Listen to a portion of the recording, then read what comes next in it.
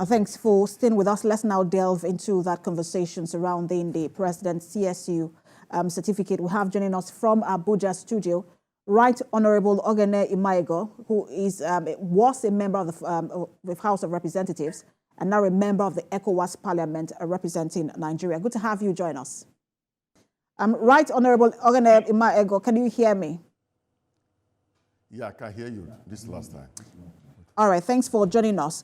So I wanted to start by asking you your overview of the controversy surrounding the President's CSU certificate and then his identity. Can you repeat that, please? I was going to get your thoughts on the controversy around the President's certificate and then his identity. Okay. Okay, thank you for having me. If I got you right, you said you want me to speak on the controversy surrounding President Tinubu's certificate.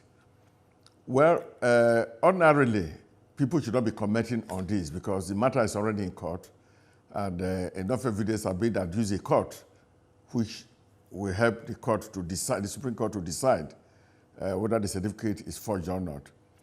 But like Ulisa Gbakoba, SAN said, that people should refrain from unnecessarily pushing their comment across to the Supreme Court, but allow the Supreme Court to decide. But be as it may be, because of the controversy, and having been invited for this interview, I want to say that I've read and listened to the statement of the registrar of CSU, which is Chicago State University, and he said it very clearly that the man who is president of Nigeria is a man who graduated from Chicago State University.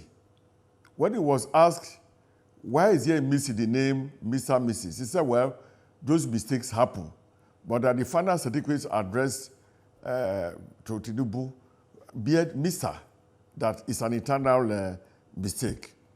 Now, that was not the only thing. If you look at BBC have come out with a report, and you know BBC are very authentic.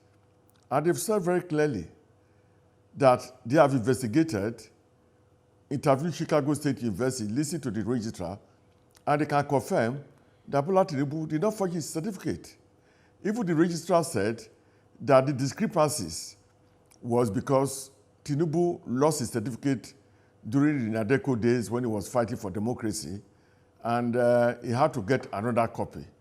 And he said clearly that third parties, when you lose your certificate, that third parties can print a new one, but confirmed finally that the certificate that I've seen, that it is clear in their records that Bola Tinubu graduated with distinction from Chicago State University. So I thought that should put an end to the controversy while we await the Supreme Court to act, because nobody is in a better position than the registrar of the university, who is still alive, who have confirmed that he graduated from there, and BBC, who has spent a lot of resources to investigate the certificate, who says that the certificates were not forged. I want to believe that the certificates were not forged.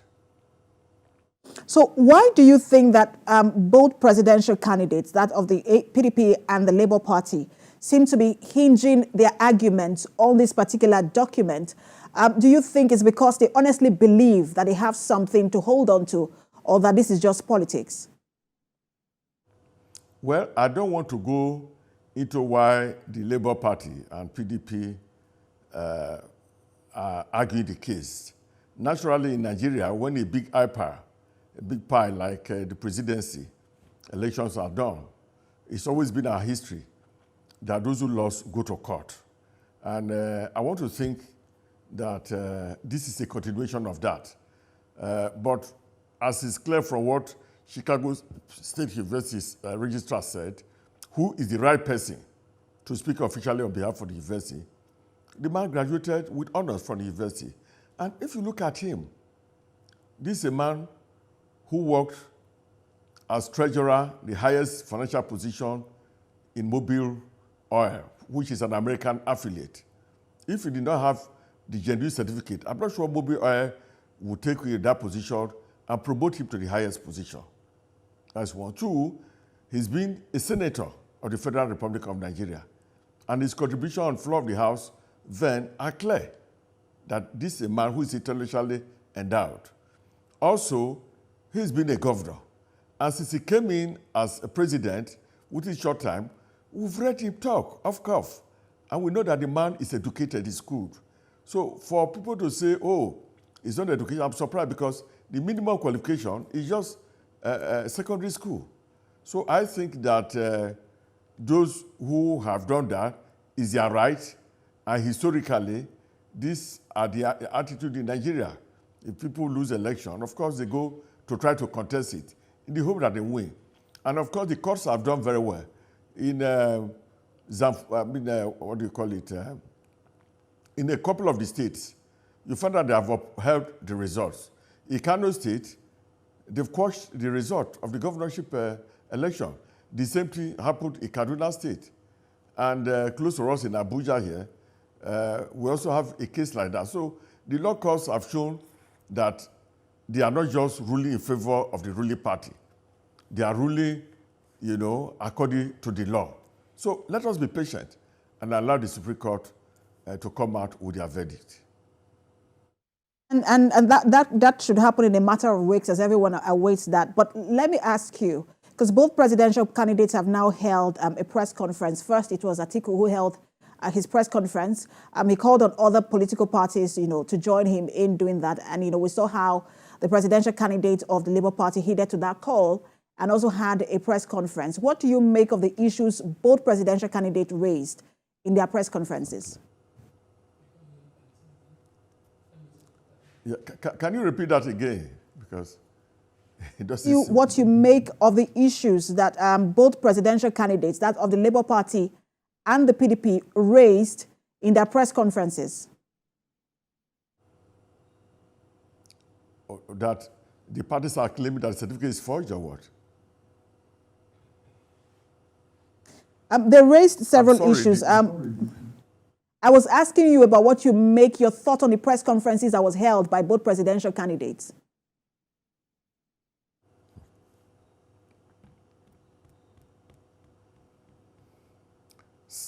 The line is not clear.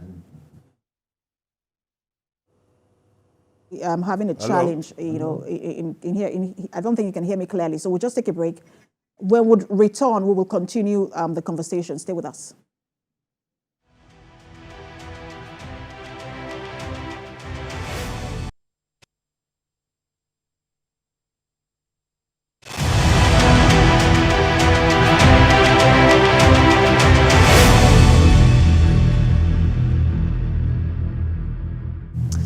Thanks for staying with us. We are still talking about the controversy around the CSU certificate of the presidency and the issues that the Labour Party and the PDP are raising concerning it, and how the APC and the presidency are also responding to this matter. We're still joined by Right Honourable Ogene Imaigo, a member of ECOWAS Parliament, and a former House of Reps member. He's joining us from Abuja studio.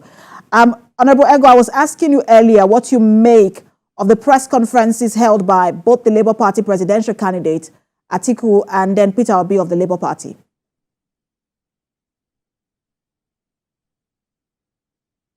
Not that clear, but if I can understand what you are saying, now what do I say about the press conference called by the two other parties? I want to say that the parties have a right to call a press conference to put down their position. But their position, is clearly contradicted by the registrar of the university, which is Caleb Westerberg, who said that the certificate issued to Tinubu is a genuine one, and that because the certificate was lost, third parties are allowed to print the copy, provided it conforms with the information that is in the first certificate, and that he graduated with distinction, which the BBC also collaborated. So I think that they are trying to exercise their right in law to put their case forward. After all, the case is before the Supreme Court, and the Supreme Court are the final arbiter. So they tried their luck, but the information we have is quite clear that President Tinubu graduated from that university. In his press conference, the presidential candidate of the Labour Party, Peter Obi, insisted that the president should address the country on this matter just to clear all doubts. Do you agree with that assertion that the president should actually address this issue?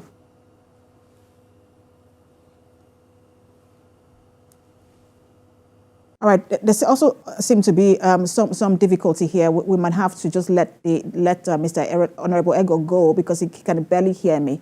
We'll end the conversation here. Thank you so much, Honorable Ego, for coming. It's just sad that you're not able to hear me clearly, and so you can answer my questions. But thank you so much for coming. Hopefully, we can have this conversation rescheduled under better circumstances. Let's take a break. When we return, we'll have other stories. Stay with us.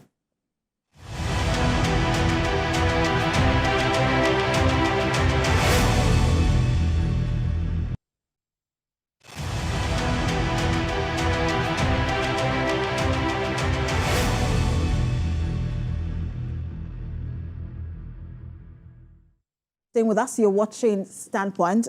President Bola Tinubu has been making new appointments recently. Ministries, departments, and agencies, especially departments and agencies, have been getting new boards and management. Some members were retained. Some of them are getting new members. But also, the EFCC also got new leadership after the resignation of Abdul Rashid Bawa. And there is now a new man in charge of EFCC. He's acting at the moment, subject to confirmation by the Senate.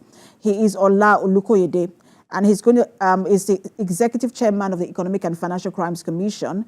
The president also approved the appointment of Mohammed Hamajoda as secretary of the EFCC on a renewable term of 5 years. Now, let's talk about all of these appointments, and then we will zero into that of the EFCC as we speak with lawyer Evans Ofeli. Good to have you join us. Thank you. So let me first start by getting broadly your thought on all of the appointments made recently, and if in your opinion, they satisfy the federal character policy, as it were, or principle rather. Well, the appointment made so far from all the agencies and ministries, they are one that if you look at them critically, you'll find out that there are certain agencies of government that have been moribund as a result of weak leadership. And then some are also plagued by corruption allegations and issues of mismanagement or abuse of public office.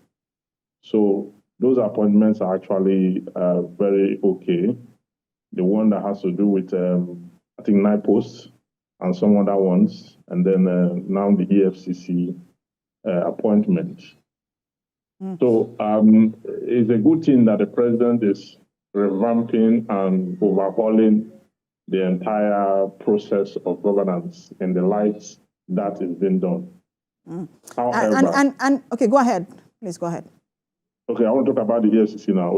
No, I wanted to ask you again before we get to that of the EFCC, because you mentioned the night post, and night post. Some people are wondering, look, is it still as functional as it was earlier?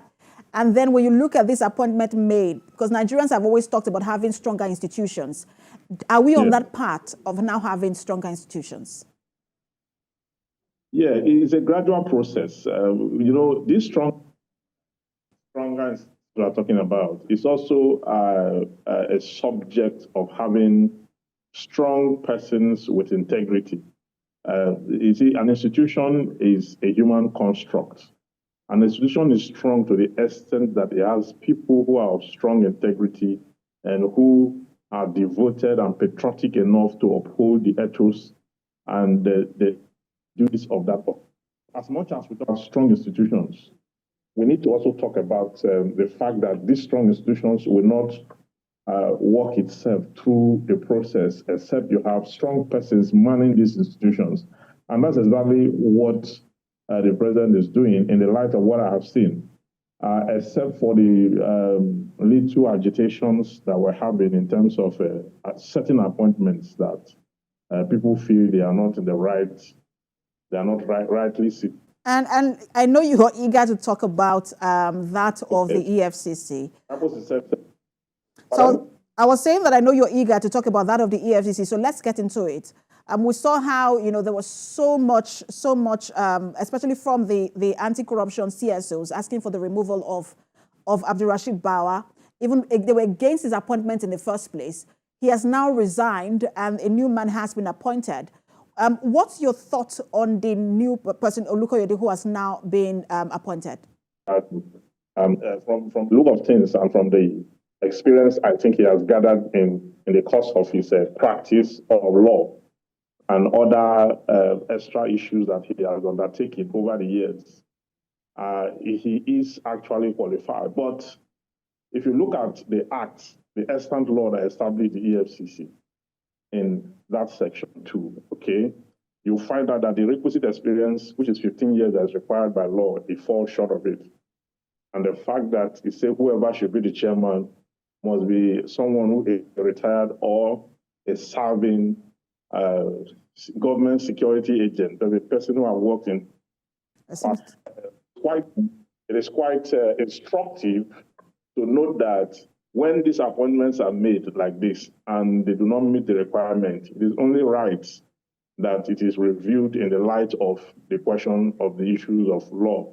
Because you cannot have laws, okay, and then not have to obey those laws. So if you look at the laws set down for that institution, he falls below the mark.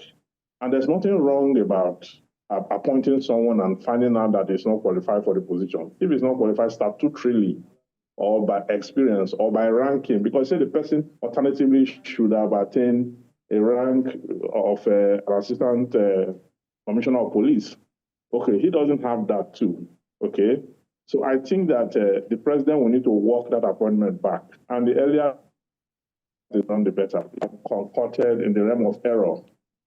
And such errors can be reworked in the light of that appointment. Let me come in, Mr. Evans Ufeli, because there are people who have said, and I've heard lawyers argue, that that act, the part 2 of that act that talks about the appointment of the man at the helm of affairs, at EFCC, doesn't specify the kind of experience that the person should have. It just says that it is blanket. It says 15 years experience, and I want you to clarify this, that it just is blanket and says 15 years experience without particularly specifying whether that experience should be within the EFCC. But as long as you have with a lawmaking or a law enforcement kind of experience, that also falls within that 15 years. And that Olukoyede has 22 years of experience, and so perhaps that falls within that category. He has 22 years post-call. Okay, post-call. In as much as the Act did not mention the experience under reference, if you look at it, it talks about 15 years. And then that 15 years, we are looking at the context for which that law is couched. 15 years, you must have this experience within the scope of the work that is given. Okay, it's a government security agent. Okay, so he was practicing law outside the sphere. He became a chief of staff of Magu in 2016, and then was later appointed secretary in 2018. Okay, cumulatively, if you look at what he has, it's not, you cannot take that experience. It's like saying that, okay, I, for example, who have been practicing law for 15 years, and you will now say that because I have more than 15 years, therefore I can become the head of the EFCC. It's not within the context of that security matters as it relates to the EFCC. My 15 years experience does not sink into the context of that law. The express mention of one thing excludes the other. You cannot read that law, you cannot read into it what is not there, and you cannot also read into it the context for which it was not driven under. So I think that this matter interpretation, the final interpretation will be the law court. The law court will be able to interpret that, and you don't need and I was just going to ask you that isn't that subject to interpretation, because if there is no specific, if the law isn't specific as to whether the experience should be had, whether it's within, I know you're saying that it's within the context of that act, because that act is called the EFCC Act, and I understand what you're saying. But as somebody who did not study law, because when you come across that, it has to be interpreted. If that act says 15 years experience without specifying particularly the kind of experience, and you have someone who has 22 years of experience in corporate intelligence and fraud management, if that is not within that scope of the EFCC Act? You see, you have to look at the interpretation section of that law, okay, and the context of the act. That will be in that law. Okay, so until that section, interpretation section, you get a hold of it, because there's a sense in which you can say that because the 15 years is not tied to any matter in terms of the law, it could mean that 15 years could be outside the EFCC and 15 years could be counted just within the EFCC. There's a sense in which that argument can fly, okay? But the argument will be terminated or will be deflated when there's a proper interpretation as to the interpretation section. Every law have an interpretation section where every word used will be the meaning derived, what we call a contextualization and substitution. The meaning that word hold in that law is interpreted outside the act. It's not a 15 years experience outside the act. In a very, very clear terms, it is not. So, but the final authority to putting this to rest will be the court of law, wherein you just ask for interpretation, in which case you are not necessarily asking the court to keep it or cancel it or make it null and void, but you're asking that in the light of the provisions of the EFCC Act, the court should interpret what 15 years experience doesn't mean 15 years from the particular point that he got into the EFCC. But does this also speak to how we write in terms of when we put our acts together, acts for establishing certain agencies, and just generally the Constitution? Because people will say that lawyers always find a loophole, and so that these are the kind of loopholes. And I'm speaking generally now, not particularly on this EFCC Act. Lawyers always find a loophole, and these are the kind of loopholes where our laws are not particularly specific. Do you think that going forward, when we make laws, there should be a level of specificity to it, that it is really particular and specific? Yes, you see, even when it's not specific in the face value, the interpretation section, that's why you have interpretation section that key every word into context. Okay. You cannot have a perfect law. All laws have loopholes. All laws have certain lacuna here and there, because there is no foreseeable end in the human experience. So because there's no foreseeable end in the human experience, human beings couch these laws. So that is why the courts like to interpret it from the intention of the legislature. And they use the rules of interpretation, the literal rule, the mischief rule, and the golden rule, to determine what the intention of the legislature was as at the time that law was being enacted. That is why that is done. But, generally speaking, if you are talking about an act, we're discussing an act, it couldn't have been an experience outside the act. Okay, it could not have been an experience outside the commission, because the commission is the environment under which that law was designed. Okay, and the desire here is to find someone who has risen through the rank in terms of experience and ranking in that kind of operation, okay, to help the court. But on the court interpretation to that effect, the final word to this cannot be determined by this interview. All right, so of course you're right, and I will wait for that legal interpretation whenever it comes. But I also wanted to ask you, let's move away now to the EFCC itself. We've had police officers, who rise to that particular rank, but now we're seeing a lawyer. I know that Farida Waziri was also a police officer and a lawyer, but this is a lawyer. And EFCC has always had issues with prosecution. Would this have any impact on how EFCC will investigate and prosecute cases? EFCC are not gotten it right in terms of prosecution and the way they go about investigation. Sometimes they invite you, they serve you an invitation letter, the official, yes, legal, and they just keep you for months and all that. So a lawyer in the helm of affairs of the EFCC in this regard, even though Ribadu was also a lawyer, But this kind of lawyer that have practiced law himself, when they say so many people are lawyers, virtually everybody you find they are lawyers, but there are those who have practiced law before they get into it. So by the time, in this case, when you have a lawyer in that seat, it is expected that we should have a change. We should have a robust EFCC.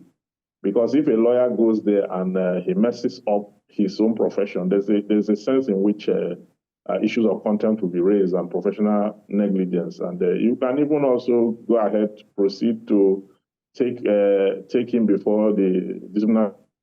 All right, Evans Ophelia, I'm going to take a break now. It seems to be... All right, Evans, let me put you on hold. I'm just going to take a break. We seem to be having... we've been trying to push through the network issues in our conversation. We'll take a break. Hopefully, we'll try and rectify it in the course of the break and return and continue. Hopefully, a smooth conversation with you.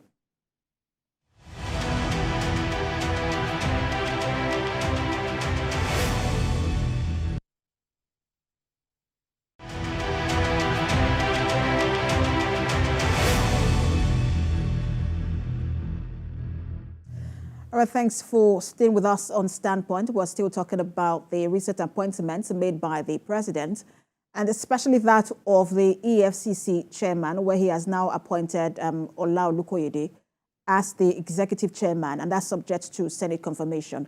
We're still speaking with a lawyer, Evans Ophelia, who is interpreting some of these issues for us. But just before that break, we were talking about whether having a lawyer at the helm of affairs at the anti-corruption agency would help in terms of prosecution, and you were speaking to that. Please go on. There's a sense in which that will help, because one of the major problems the EFCC have had is a lack of adherence to the rule of law. It has been from one issue of abuse of the rules of law to the other. Sometimes, like I said before, you are invited, an invitation letter is extended to you to come and make clarification. You get there, they convert the invitation to an arrest. That is wrong. Sometimes they keep you in their facility for more than for months, and they tell you that they are looking for evidence, that they are investigating the matter and all that. But investigation is you are supposed to conclude your investigation, or at least get to a point, a considerable point of reference before you make an arrest or invite. Okay, because the human right of the citizen is also as valuable as whatever case you are investigating. Okay, yeah, the human conscience and the humanity of the human person, as stated by the Constitution under the fundamental rights in Chapter 4 of the Constitution, is expected to be protected. It is sacred.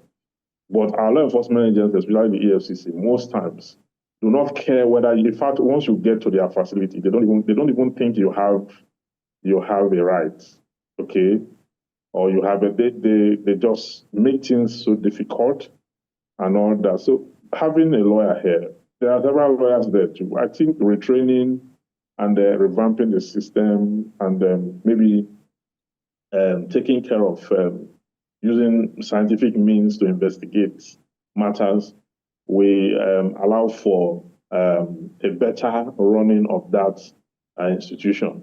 Because what we have now as presently constituted is one that leaves a lot to be desired. And I say this advisedly.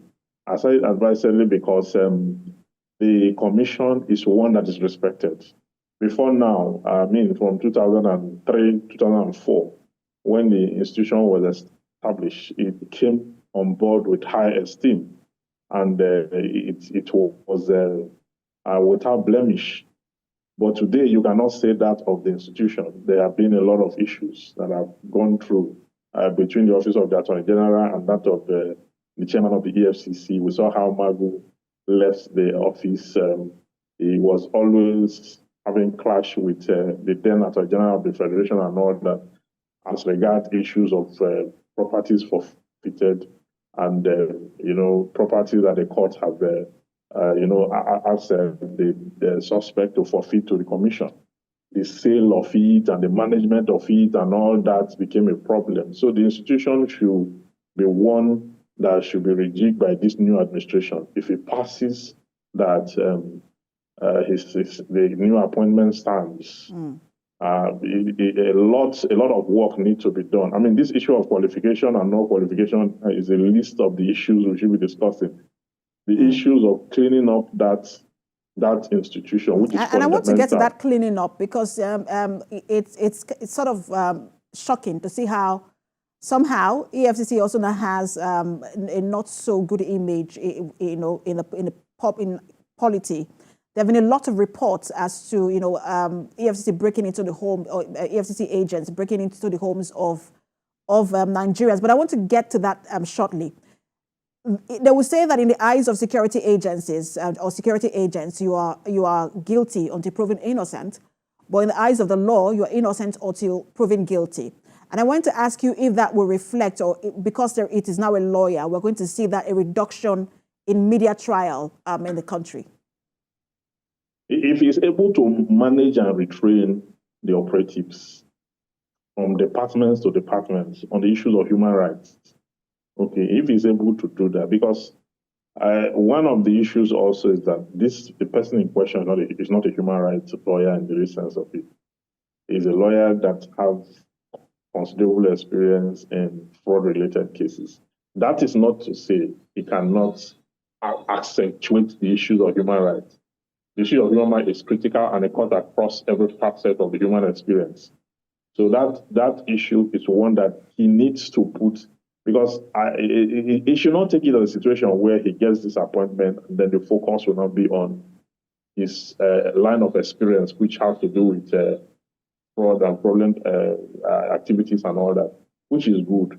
But he should, as a matter of general purpose, okay, accentuate the issue of human rights, because there is where the Commission is getting the bad name from, the way citizens are treated. Okay, every citizen is presumed innocent until the contrary is proven. No matter who you are as an EFCC operative, it is a constitutional matter. The Constitution says so. And because the Constitution says so, whoever is the leader of the EFCC is going to take an oath, swear by the Constitution to defend that Constitution. Therefore, Chapter 4 of the Constitution talk about the human rights must be respected and protected because they are inalienable rights of citizens. I know that there are a lot of citizens who are doing the wrong things, who are fraudulent, and they are all over the place, giving the country a bad name by doing fraud and all that. That is given. But that is not the reason why everyone who is a suspect should be subjected to harrowing experience to the point that our humanity is taken down. The rights we have under the law is stripped off the citizen. And then what you have left is brigandage and abuse of power and processes. Then the institution itself would have also fallen into the same problem that it was created to solve. The problem it was created to solve is to ensure that it clean up the system in a way that citizens will not be involved in financial and economic crimes. And where they are involved in financial and economic crimes, they should be apprehended, prosecuted, convicted if they are found guilty, or freed where they are not involved. That is what the process should be. But once it gets to a point where the operatives now take it personal and begin to, get hard on citizens, even when there are no evidence to prove that they are guilty of the action or whatever the allegations are, that is where the problem is. So we should see a Nigerian as first a human being, then a citizen. Then before you investigate to find out what, sometimes during investigation, you find operatives telling you that you committed the offense. I mean, you have not been tried, but sometimes they turn to the court, they turn to the judge, they turn to everything. And that is wrong. Not all of us in this country are criminals, okay? And even when you have criminals are not just convicted by allegations. Suspicion, however strong, cannot take the place of evidence. That's the law. So the people, the citizens must have their own way. The institution too must have its own way. But the way of the institution and the will of the citizens must be guided by the Constitution. The Constitution is the grand norm, and it is supreme. The Constitution supersedes the EFCC Act. the Constitution supersedes the EFCC Act. So whatever it is that the Constitution has said about the citizen, the EFCC Act cannot truncate it. And that is there is a process, like you have said, to these things. Someone is first a suspect, there has to be investigation done, warrant for arrest, and there has to be human rights respected in the process of arrest and prosecution. But I also wanted to ask you what the biggest mandate is before the new EFCC chairman.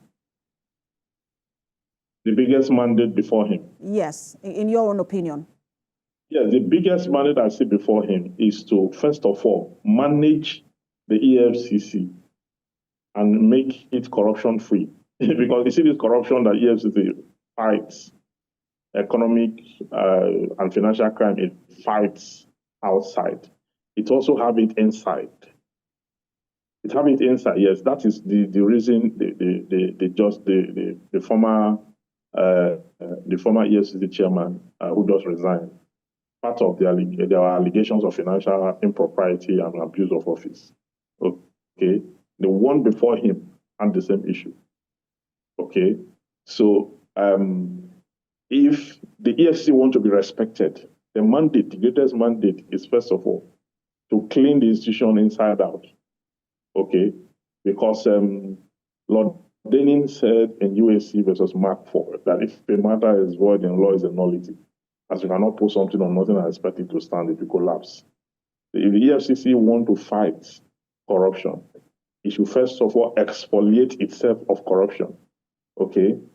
Allegations of corruption should not be found around any of the leaders of the organization or any operative at all. So once that is done, then equities, the hands of equity is now clean. The person who is coming to equity now have a clean hands. You must come to equity with clean hands. So then you can now have the moral rectitude to stand on the ground of integrity and uprightness to then fight corruption to its logical conclusion. Because and where should that cleanup, where should it begin? That cleanup should begin with the number one, the chairman of that office. Okay, from there down to the last person in that office, they must all be extricated from matters of corruption. Because as we speak now, the reason why the former chairman left has to do with corruption. The one before him has to do with corruption. And this is an agency charged with the responsibility to fight corruption. You cannot put something on nothing and expect it to stand. So there's a sense in which the institution will have to clean itself and come out whole. When it does that, then it will not have the moral rectitude and the authority under every circumstance, both legal and moral, to go out there and fight corruption squarely in a way that it is not influenced, it does its job without fear or favor, and it goes after whoever, however big or small you are, that has been involved in financial or economic crime. That is the way this institution started. When it started on that footing. But you and I know that that cannot be said of it today, especially when their leaders are now being fingered for, having been enmeshed in corruption tendencies. That is not good for institution. It's not healthy at all. If we have to build a strong institution, we'll build a strong institution on the strength of the leadership of that strong institution. Strong institutions also mean strong persons who are patriotic, who are ready to ensure that this country changes for good. And the only way that can be done is that there must be a cleanup inside out. Because if this new leader starts this administration with the term as business as usual, it means that the institution will not go further than it has gone already, because there's a serious decline. And that decline, it is the responsibility of the leadership to revamp it, to give it a facelift, give it a new look, and ensure that everyone buy into that vision, and that is how to lead. So it will now be henceforth zero tolerance to every issue that will affect the institution internally in the eyes of the right-thinking members of society must be addressed. And that will mean total cleanup there must be reorientation, and the workers there must have a new way of doing things, Absolutely. operations and everything. So until that is done, if we assume this responsibility again with business as usual, then you cannot go beyond what you already have on ground in the institution. Well, we will see how it goes. We're waiting for the Senate confirmation of Olukoyede. We'll see how that goes and how well he does in office. Thank you so much. You know, it's always a pleasure speaking with you, Evans Ofeli. You're welcome. Yeah, thank you. All right, that's Standpoint. Thanks for watching. I am Precious Amayo.